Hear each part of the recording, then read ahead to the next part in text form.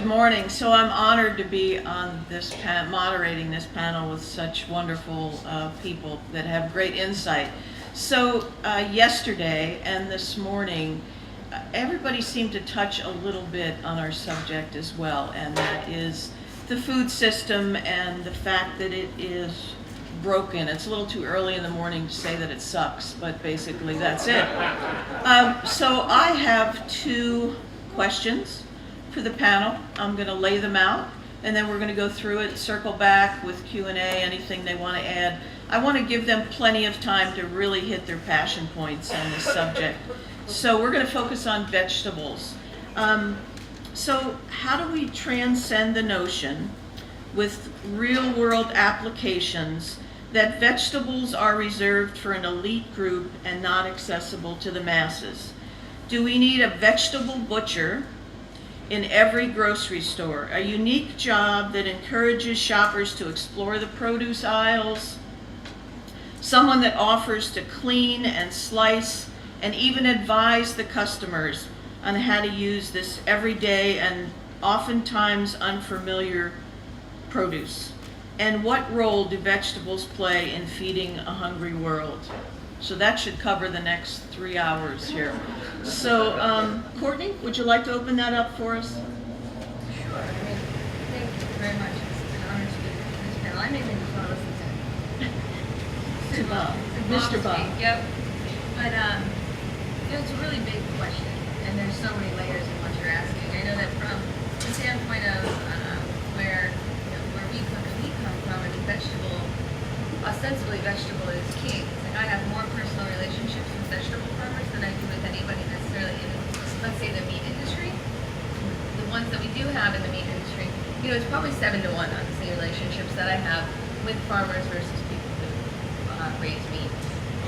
So with that said, that's kind of how we see food, and that's how we create menus, and based on the fact that we have 7 times, if not more, vegetables coming in and out of the restaurant than we do meat, meat, fish, whatever. It doesn't mean that we don't use it, but we do. But we use it, in a way that works for us. But to really touch on those topics, I mean, I don't think anyone's ever thought about having, a vegetable butcher. And I do think that in the world outside of the world that we live in, because I'm very comfortable with vegetables. This is what I do. I mean, every day things come in, I work with them. I strive to understand how they grow and work very directly with the people that are growing them for us, have these relationships about flavor, about where they're growing them, and about what's working for them, what's not. And we have a very sort of interactive relationship going on, and I think that the general scope of the world doesn't necessarily have that relationship. So yes, it would be amazing if someone was there to guide other people, to help them to see that clean cattle really isn't that difficult. What you're going to get is amazing amount of vitamin A. It is one of the highest, one of the most nutrient dense vegetables out there. But most people don't know how to work with it. And so I do think it's a very interesting idea to have this sort of person in the store, in everyday grocery stores, helping to guide people on a different way to eat. I know from teaching cooking classes, every once in a while if I do something with greens, with kale or spinach or something, I would have someone come up to me and say, oh, it looks like it grew in the dirt. And, well, it did. And it kind of amazes me that people don't know that. Anyway, anything else on that thought, Courtney, at the moment? No. All right. Nephi? I really think that when you're interacting with food, it's building a relationship with food, and taking real world steps to build that relationship is just like learning your knife skills. So you're learning yourself. So some of the real world steps towards using them. For one example that I have is this dish here that's on the monitor, and this is our entire landscape in one plate. This is a summertime dish, so very seasonal, very calculated, and it has a number of different ingredients. You want to speak to the ingredients Yeah, on it, well, please? so that first dish, the image, and then this next, this one here is a map of our pre-reservation groups, and way on the eastern side of the White Mountain Apache tribe It's called Tzifraha, and that's where I'm at. And so there were elements of all the various pre-reservation names and bands on there. So by going out into the landscape to harvest, meadow root, that was on that dish. So very peppery. We use it to kind of sometimes in the place of pepper, but it's also a medicine plant.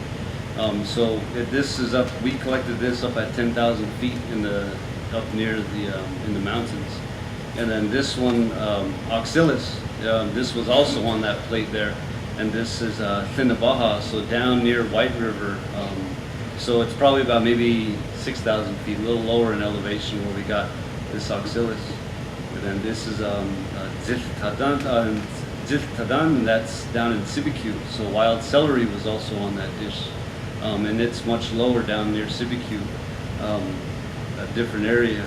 And then also on that dish, the main inspiration behind it for that time of the summer was the yucca blossoms. So these wild vegetables, wild and cultivated vegetables, by taking these steps to go out into the landscape to get them, and use them in this way, we get to really revitalize our culture. Yesterday you had some of our Western Apache seed mix fritters. On the right side, it's that fritter mix. The seeds in there. So on the dish, there's amaranth, wild yucca blossoms roasted and raw, oxalis, meadow rue, amaranth, and wild celery. So really capturing the landscape for us, and to me, it speaks to how it can change the world because it changes my world. So many cultural significance in all these different things. Food is sacred, food is medicine. So it's kind of, to me, in my mind, that's why I wanted to share that slide. Bob, any thoughts?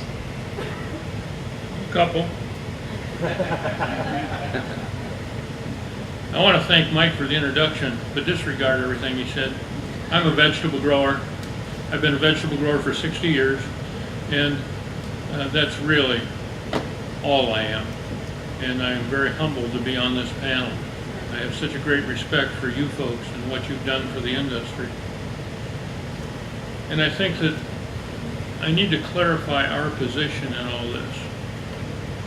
If you would ask any person on our team what their main job was, they would tell you it's to take care of the chef. And I look at it the same way.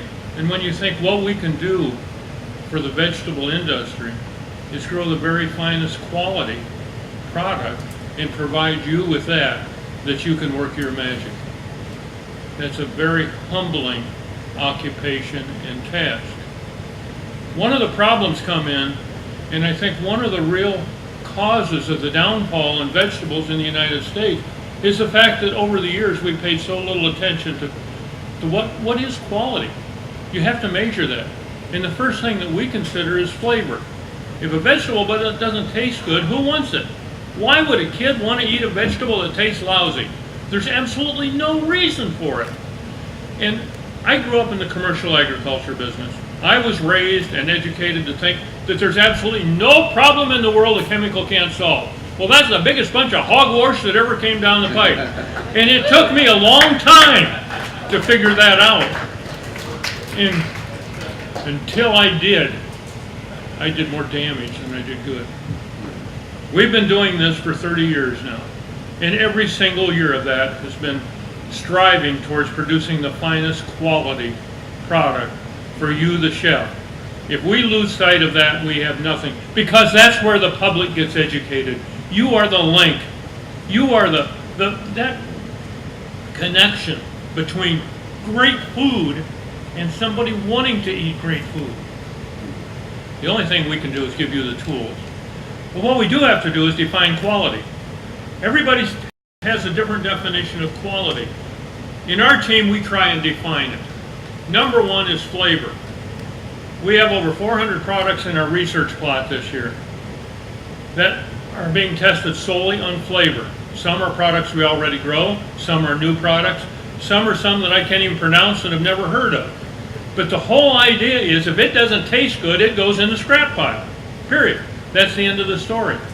And we test for that quality. We test the bricks, we test the nutrient content, we test the the antioxidant content. Quality vegetables wraps around a whole big ball of things. And if you don't have the right criteria, you're not going to wind up with the right product. That's first. How do we do that? Am I overstepping that? No? The reason they sent me close to her is so she could kick me without making a fuss. I just wish you'd be a little more opinionated.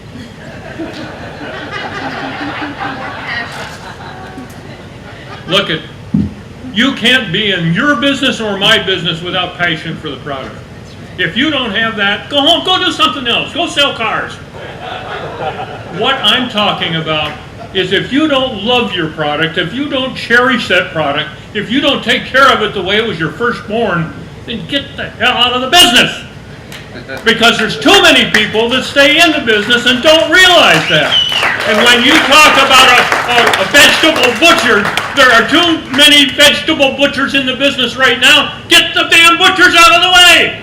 Give it to people who know how to cook it.